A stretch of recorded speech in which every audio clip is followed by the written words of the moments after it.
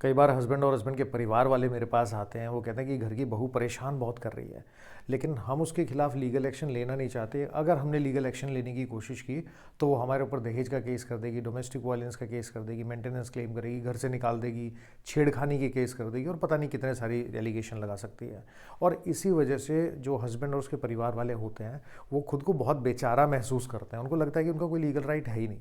लेकिन ऐसे सिचुएशन नहीं है कि अगर घर की बहू कोई इलीगल काम करती है, कोई इलीगल ऑफेंस कमिट करती है हस्बैंड या हस्बैंड के परिवार वालों के अगेंस्ट, तो ऐसा नहीं है कि उनके हाथ बंधे हुए हैं। वो भी अपनी जो कंप्लेंट है, जेन्युइन कंप्लेंट है, वो पुलिस में कर सकते हैं, कोर्ट में कंप्लेंट फाइल कर सकते हैं। फॉर एग्जांपल कि अगर घर की बहू परेशान कर रही है, धमकी दे रही है कि तुम्हारे ऊपर कोई झूठा केस कर दूंगी और उसके बदले में नहीं तो मुझे कुछ पैसे दो या कोई प्रॉपर्टी मेरे नाम कराओ, तो इसे एक्सटॉर्शन की कैटेगरी में कंप्लेंट फाइल की जा सकती है। और घर की बहू अगर अपनी सास की ज्वेलरी बिना पूछे या फिर मांग कर लेके चली जाती है और बाद में नहीं देती है, तो उस सिचुएशन में सास अपनी बहू के against criminal breach of trust की कंप्लेंट फाइल कर सकती है। साथ में डोमेस्टिक वायलेंस एक्ट में कंपनसेशन और स्त्री धन के रिटर्न के लिए कंप्लेंट फाइल की जा सकती है। अगर घर की बहू और उसके परिवार वाले ने, उसके भाई और या उसके पिताजी,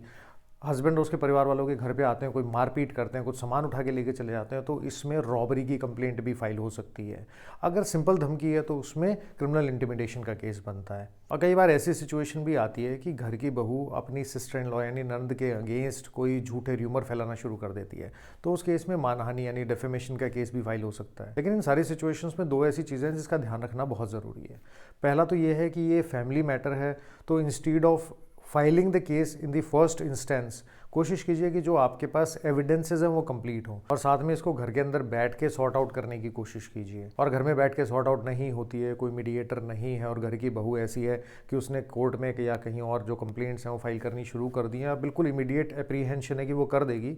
तो लीगल एक्शन लिया जा सकता है। अब इसमें सबसे बड़ी प्रॉब्लम ये आती है कि जब आप पुलिस के पास जाते हो तो पुलिस वाले जर्नली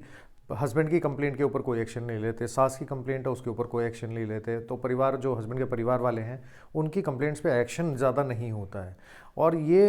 ऐसा नहीं है कि ऑफेंस मेड आउट नहीं हो रहा इसलिए नहीं होता है, ये इसलिए होता है कि पुलिस वालों ने अपना एक रूटीन बना लिया है कि अगर घर की बहू कंप्लेंट करेगी तो हम एफआईआर कर देंगे, घर का परिवार का कोई और सदस्य या कोई और मेंबर इस तरह की कंप्लेंट करेगा तो हम उस पर एफआईआर नहीं करेंगे और ना ही एक्शन लेंगे। तो उसके लिए आप इस instead of going to the police या फिर उसके साथ साथ अपना जो नियरेस्ट जुडिशियल मजिस्ट्रेट कोर्ट है वहाँ पे आप अप्रोप्रिएट एप्लीकेशन फाइल कर सकते हो।